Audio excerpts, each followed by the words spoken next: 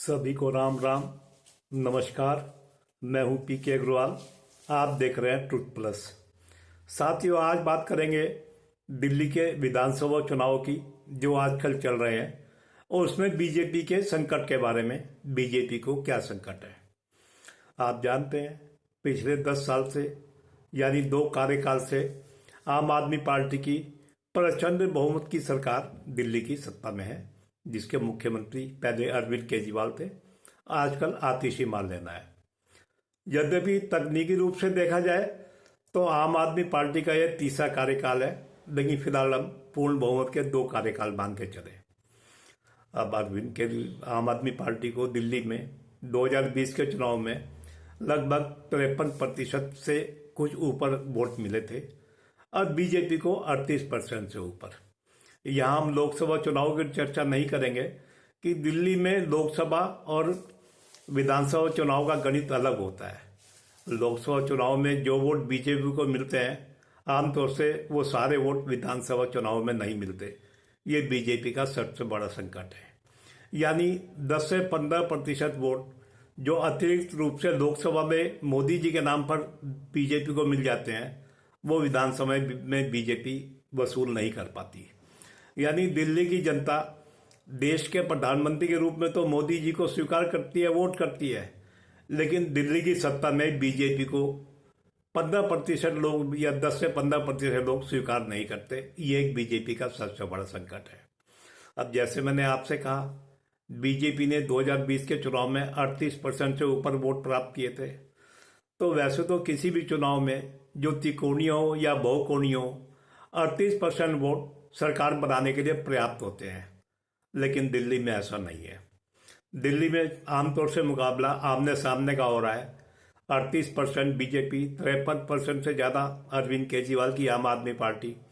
यानी ये दोनों पार्टियां लगभग 92% वोट प्राप्त कर रही हैं। अब जहां 2 मुख्य पार्टियां 92% वोट प्राप्त कर रही हो, वह 38% से सरकार बनाना मुश्किल ही है, इसमें कोई संदेह नहीं है। वह सरकार बनाने के लिए कम से कम 45% तो वोट पार करने ही पड़ेंगे। अब बीजेपी इस फासले को कैसे पार कर पाएगी? अब 10 साल की ऐसे इनकम्बेंसी हो चुकी है। मैं कुछ बयान देखता हूँ आम आदमी पार्टी के नेताओं के, उन बयानों से मुझे कुछ हताशा, निराशा झलकती है।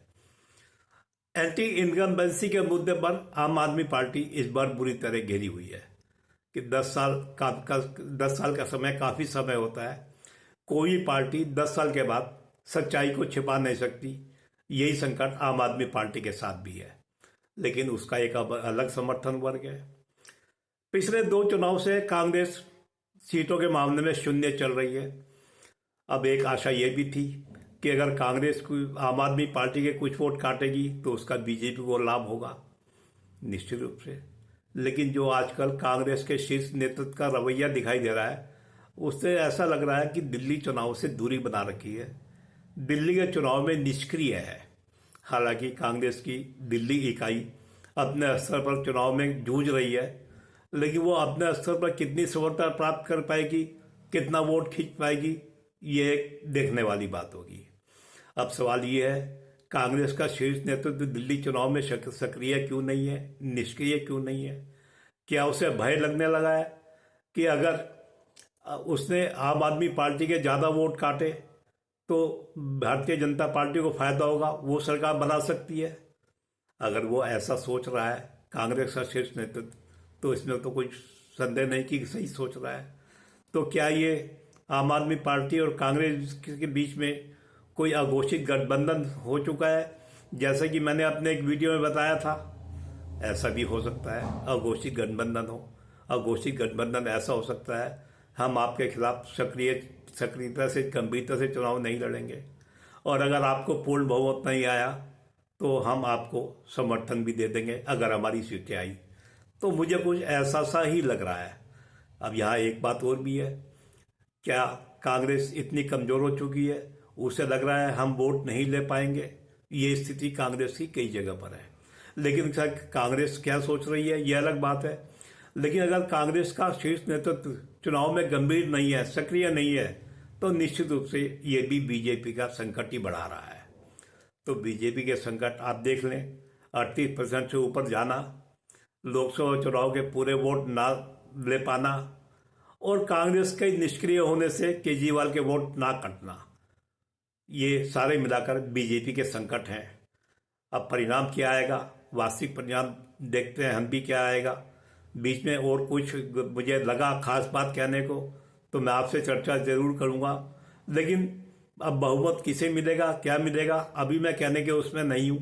हालांकि सोशल मीडिया पे मैं ऐसा देख रहा हूं कि बीजेपी बहुमत प्राप्त कर पाएगी, लेकिन मुझे इसमें अभी विश्वास सा दिखाई नहीं दे रहा जब तक कांग्रेस सक्रिय नहीं होती।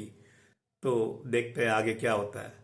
तो वीडियो को लाइक करें, शेयर करें, चैनल को सब्सक्राइब करें। फिर मिलते हैं अगले वीडियो में। धन्यवाद।